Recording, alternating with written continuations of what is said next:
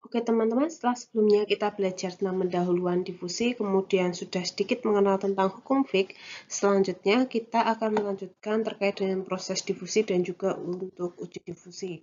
Nah, sebelumnya sudah disampaikan bahwa proses difusi itu juga dipengaruhi oleh adanya permeabilitas gitu ya, di mana permeabilitas itu sendiri menyatakan mudah atau sulitnya suatu membran untuk dilalui sebuah senyawa atau suatu molekul gitu. Nah, eh, pada persamaan di bawah ini itu dinyatakan bahwa permeabilitas itu dipengaruhi oleh koefisien difusan atau difusivitas, kemudian koefisien partisi dan juga jarak dari suatu membran. Sehingga persamaan ini pun sebenarnya juga bisa digabungkan dengan persamaan dari hukum Fick ya, seperti yang sudah dijelaskan atau disampaikan di video sebelumnya bahwa dm per dt itu sama dengan permeabilitas dikali S dikali D. Ya, jadi nilai P di situ menggantikan nilai D, K, dan juga H yang ada dalam hukum Fick yang kedua. Kemudian di sini saya ingin sedikit menyampaikan terkait proses difusi untuk dua lapis membran gitu. Proses difusi ini sebenarnya mulai disampaikan oleh Higuchi gitu ya, di mana untuk obat-obat atau suatu ya di sini kebetulan suatu obat dalam bentuk semi padat gitu ya, dioleskan atau disampaikan diberikan melalui permukaan kulit ya, dia nanti akan mengalami proses difusi dari permukaan kulit menuju lapisan terdalam dermis ya, di mana konsentrasi obat di dalam atau di permukaan kulit itu ada di sini ya, dinyatakan di C ini ya, kompartemen donor, dan juga ya di kulit nanti akan mengalami proses difusi menuju ke lapisan dermis. Nah, hanya saja di permukaan kulit itu terdapat lapisan bilayer ya, ada lapisan yang sifatnya lipofil, ada juga lapisan yang sifatnya hidrofil. Nah, di sini digambarkan ada beberapa proses dengan jarak tertentu ya. Di sini pergerakan dengan dua koefisien partisi yang berbeda akan menghasilkan flux yang berbeda pula ya. Jadi ini ketebalan membran yang berbeda dan juga karena yang satu lipid, yang satu hidrofil, maka koefisien partisi dari membrannya pun juga berbeda gitu. Nah, untuk penjelasan mengenai diagram ini, saya minta teman-teman untuk mencarinya sebagai bentuk dari aktivitas mandiri. Kemudian, tadi contoh dari Higuchi menyatakan bahwa suatu senyawa itu bisa saja melewati membran yang multilayer. Ya, jadi ketika ada dua lapis atau bahkan lebih membran di situ, maka permeabilitas tiap membran yang terlibat itu bisa dijumlahkan atau digabungkan sehingga menghasilkan nilai permeabilitas total dari suatu membran yang terlibat di situ. Ya. Di sini dinyatakan pula ada nilai resisten. Resisten ini menggambarkan ketertolakan ya, atau suatu resistensi terhadap proses difusi dari suatu membran. Nah, proses difusi itu akan terjadi ketika di dalam kompartemen reseptor itu ada dalam kondisi sync ya. Namun seiring berjalannya waktu ya tetap akan ada terjadinya kesetimbangan ya, di mana kesetimbangan itu sering tadi disampaikan sebagai kondisi tunak atau steady state ya. Pada kondisi tunak atau kondisi steady state, maka setiap bagian setiap proses pada kondisi atau pada saat steady state itu, maka konsentrasi difusinya itu sama di setiap bagian ya, perbandingannya sama.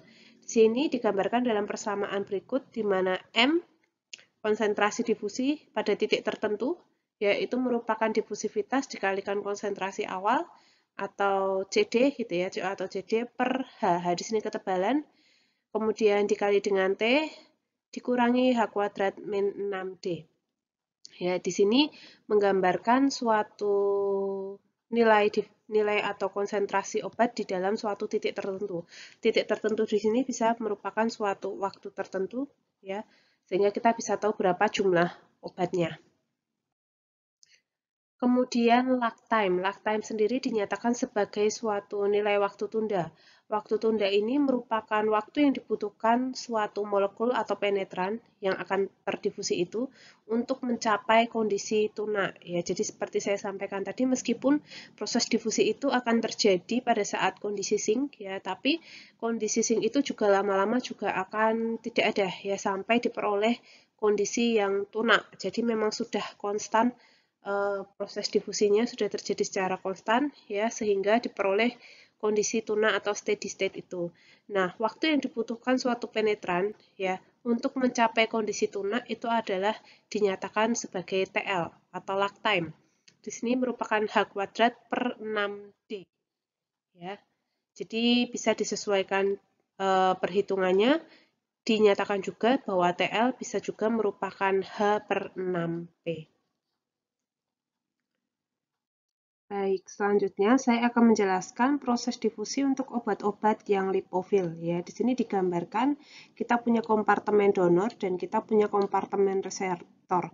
Di dalam kompartemen donor ini kita berikan suatu obat yang sifatnya cenderung lipofil. Ya, nah ketika kita di sini melibatkan kompartemen donor dan kompartemen reseptor untuk obat-obat yang sifatnya lipofil dengan membran yang juga lipofil. Membran yang juga lipofil, ya, maka di sini kita juga mempertimbangkan adanya static diffusion layer. Ya, static diffusion layer ini merupakan suatu batas, tapi batas ini merupakan bagian dari pelarutnya. Dalam hal ini adalah pelarut air, ya. Nah, untuk obat-obat yang lipofil sebenarnya kan dia tidak bisa secara sepenuhnya melarutkan obat-obat yang lipofil gitu ya. Sorry, maksudku untuk pelarut air tidak bisa melarutkan sepenuhnya obat-obat yang lipofil gitu ya. Jadi ketika di sini misalnya saya berikan suatu molekul yang lipofil di sini ya, maka sebenarnya medium yang ada di sekitar serbuk atau molekul ya. Jadi di sini digambarkan sebagai H. Ini adalah HA1. HA1 ini merupakan jarak tertentu ya. Jarak tertentu dengan konsentrasi ini adalah H, ini konsentrasi ya. Semakin dekat jarak antara pelarut dengan serbuknya, maka konsentrasi obat di dalam pelarut itu akan tinggi. Tapi semakin jauh, ya pada titik tertentu, semakin jauh pelarut itu semakin jauh pelarut itu dengan obatnya, maka konsentrasinya juga akan kecil. Ya, maka ini bisa terjadi penurunan konsentrasi di situ, di lapisan tertentu. Jadi misalnya ya, di sini saya gambarkan contohnya nih, saya punya obat tertentu yang lipofil.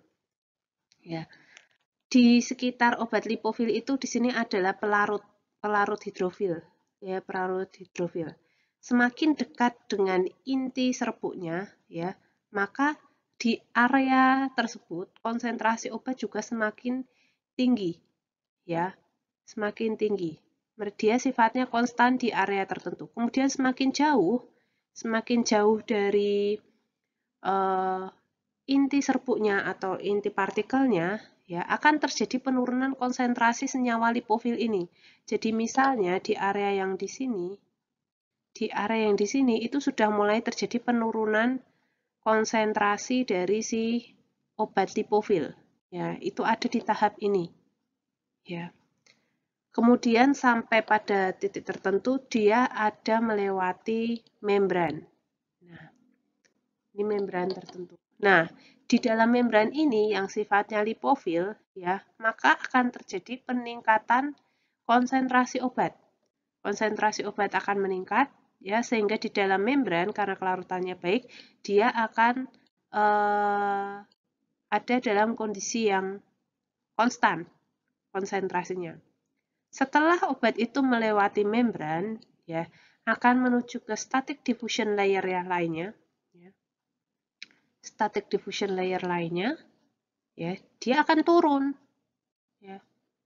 Dia akan turun di sini, ya, sampai dia mencapai static diffusion layer yang kedua. Ya, sampai dia mencapai static diffusion layer yang kedua. Kemudian di sini di dalam setelah semakin jauh dari static diffusion layer yang kedua, dia akan sampai di kompartemen reseptor. Nah, di kompartemen reseptor ini ada dalam kondisi sink. Kemudian, sebenarnya suatu obat itu untuk proses difusinya bisa saja dikontrol oleh suatu membran, bisa juga dia dikontrol oleh tadi aqueous diffusion layer tadi. Ya, untuk obat-obat yang sifatnya hidrofil, proses difusi itu murni hanya akan dikontrol oleh membran. Ya, kemudian pengadukan di situ tidak akan berpengaruh terhadap proses difusinya, sehingga static diffusion layer bisa diabaikan. Sedangkan untuk obat-obat yang sifatnya hidrofobik, proses difusi itu akan dikontrol oleh aqueous diffusion layer, ya, di mana pengadukan akan berpengaruh terhadap proses difusinya, sehingga semakin besar energi pengadukan yang diberikan, maka aqueous diffusion layer-nya akan semakin kecil, ya, sehingga proses difusinya bisa lebih cepat, ya, karena diffusion layer-nya bisa dikurangi dengan adanya proses pengadukan tersebut. Kemudian proses difusi juga bisa diamati dengan beberapa alat-alat yang ada. Di sini contohnya ada diffusion cell yang sederhana, ya. Di sini ada kompartemen donor, kompartemen reseptor, ya, di mana masing-masing ada pengaduknya. Ya.